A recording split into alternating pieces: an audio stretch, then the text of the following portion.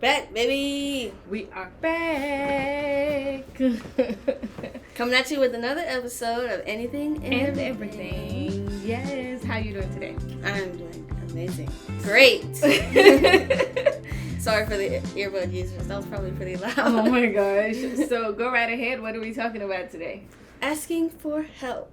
Something I struggle with a lot. You guys just get to know me very well because I'm just telling y'all everything I'm struggling with, but y'all know I'm not perfect, so there you go. Asking for help. We're talking about that today. There you go. Asking for help. That's a big one. Yeah, big one. For me, it's a pride thing, I guess. I like to think that I can figure things out by myself and tell people, oh, I figured this out by myself. I didn't ask anyone for help. Look at me. Give me all the praise. I think for me, it's not only to say, I think it's pride.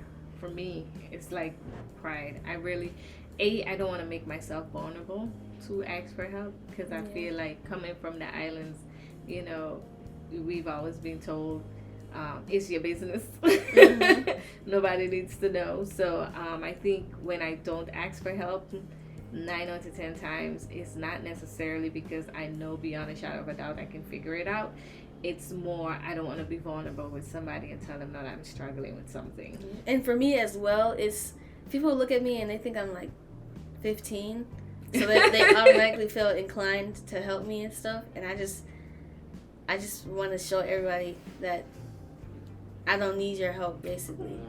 But asking for help isn't a bad thing. Like, there's gonna be things that I can't figure out on my own. I'm gonna ask for help. It's a natural thing, regardless of your age. Yeah, regardless of age or anything like that. For as long as you live, if you continue to grow, you will need help. Yeah. No matter how experienced you are, there's always something that's higher than your skill level that you're going to need help from someone else. Yes, going to that next level. Yeah. You are going to need some amount of help. I think we should embrace asking for help instead of shunning it off or feeling like, you know, we're going to looked at as incompetent, you know, when we ask for help. And I get it because I'm short. Bless you. Thanks a lot for that. We got the shortness and the young looking. We got bad combination. Short and you look young for a very long time. And while you don't appreciate it right now, you're gonna appreciate it when you get older. But for right now, you do have that. I don't want to say Napoleon complex because I hate when people say that to me. What does that mean? Oh my gosh, it's like the short person complex. Oh. And I hate when people say it to me. And as much as people have said that to me before, I don't think I've told them that I actually get offended when they say that to me. Well, because I feel like that would be short person complex compounded. Yeah. Okay, so you already have this issue and then somebody's telling you about it. Now you have an issue with them telling you about it. So it's like, and the thing is, the same concerns or cares or fears or whatever it is that I have, a tall person have them. So don't make me feel like because I want to show that I can accomplish something, oh, it's a short person complex. No, it's not.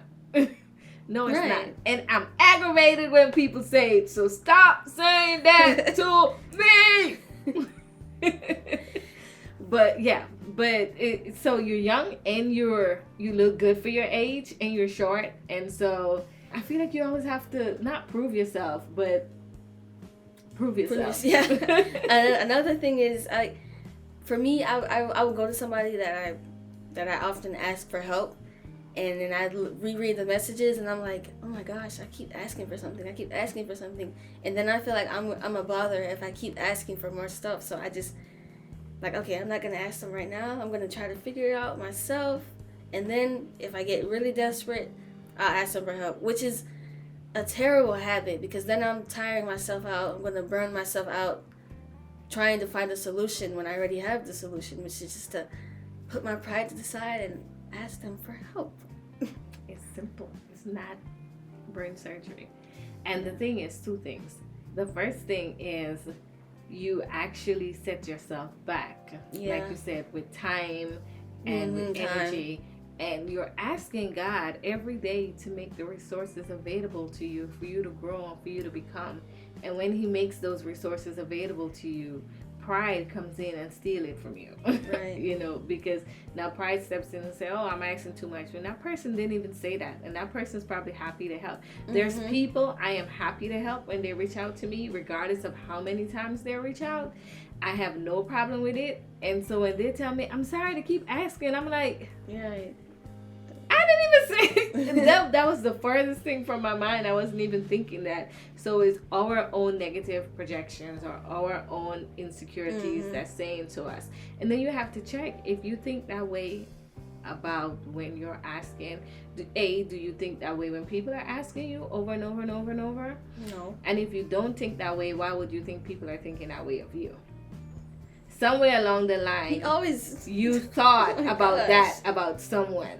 It's turned into a therapy session. No, it's not a therapy session. And if you thought that way about someone, it planted the seed in you to think that way in return about yourself. And that's why, it says be careful what you say, because you're the first to hear. And as much as we don't think we're the first to hear, we're the first to hear. So we minister, we talk to ourselves.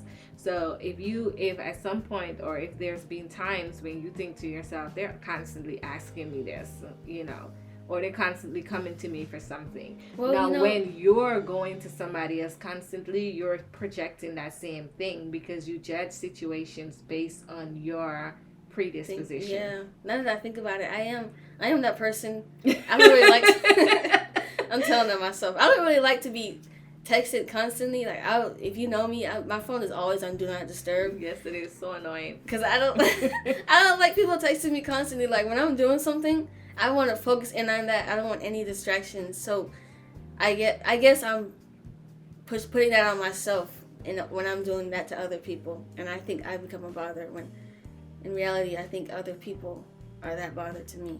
Yes. So how do I fix that? So when people are constantly asking you for things, just think about the fact that you are a resource for them. God has made you available to help them. You are answered prayer, and if they're asking you too many times, or they're asking you at a point where you're just not available, you don't have to respond right then. 9 out of 10 times their messaging is not urgent, it's not dire. They can wait an hour, they can wait 30 minutes, or if it is, I think they'll say, or they pick up the phone and actually call. Right. A lot of times we think that we have to respond right away because we got to call right now, we got to text right now. It can wait, and so think about it as you're a resource for somebody, and they're happy to have you. Who knows, maybe in their top 5, right. And say, oh, I have access to Jazmine. She's awesome. She's, she's accomplishing goals. She's doing things, and I admire her. And if I ever need help, I can go to her.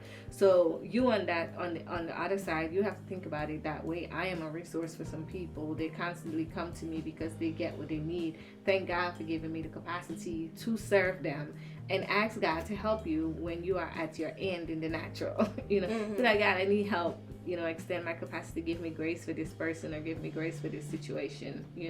And then pray about it and ask God to help you. I don't want to be agitated when people call me. Yeah. I am here to serve, so I should have a servant's heart. Create within me a servant's heart. Give me a joy from helping people, a true joy that comes from on the inside, and I see it as a bother. And in the natural, what you can do is, if it's one particular person that keeps messaging you, you just let them know, I'm available between these times. If you message me outside these specific times, I may not be able to respond to you right away. Don't get offended. Don't think that I'm ignoring you. I just can't respond at this particular moment. I think that would help it. Yeah. I think that would help it, because we learn something new every day. Every day. And it's the simplest thing. Like, why didn't I think about that? I guess that's what you're here for. Yes, that's what I am here for. To give help when help is needed. You got it. I am your resource, and I don't ever get tired. You're the one person I know that I can come to over and over and over again, and know that I'm not feeling like a burden. Yeah, it's because you're my mom, and that's your job. I'm only doing it because it's my job. No, I'm just kidding. But not only am I the only person that you can come to, but there's other people that feel that way about you. You know, like, she can come and ask me anytime and I'll be willing to help. I guess I have to get to know them a little bit better to build that up, build that trust up. Yeah. And you have to watch your thoughts. When you're thinking negative things about yourself or negative things about people thinking about you, just ask yourself, where are those thoughts coming from? Because this person didn't say this to me. And who's behind those thoughts? And who's behind those thoughts? We know the teeth is. Old slewfoot, teeth in devil. No, that's not. Yeah, but yeah, so that's it, I guess. Asking for help. Asking for help. How are you on asking for help? You know what? One thing I want to say too about that is sometimes I've been in situations before where the people that I did ask for help was truly aggravated by me asking. Really? Yes. And I realized in those instances, it wasn't the person that God had in place, it was the person I wanted to ask, you know. And then not only that, I realized that you have to give people grace because they might be aggravated or they might be going through something that has nothing to do with you, you know, and has nothing to do with you asking for the help. So you give the benefit of doubt, and then at some point you have to be predetermined in your mind that even if somebody's aggravated and you need the help, you're gonna ask. And you may have to deal with the attitude, or you may have to deal with whatever it is, but it's not going to be for always. You just need this information right now. You have to get what you got to get by any means necessary. Right. And sometimes it means going through people's emotions, their feelings, whatever. Because if you circle back and talk about it a month or a year later, that person may say, you know, at that particular time I was dealing with something, or at that particular time I was very immature. I didn't have the grace to lead or to help or to guide or whatever. So it's not always that people are thinking the same way we're thinking, because people go through things too.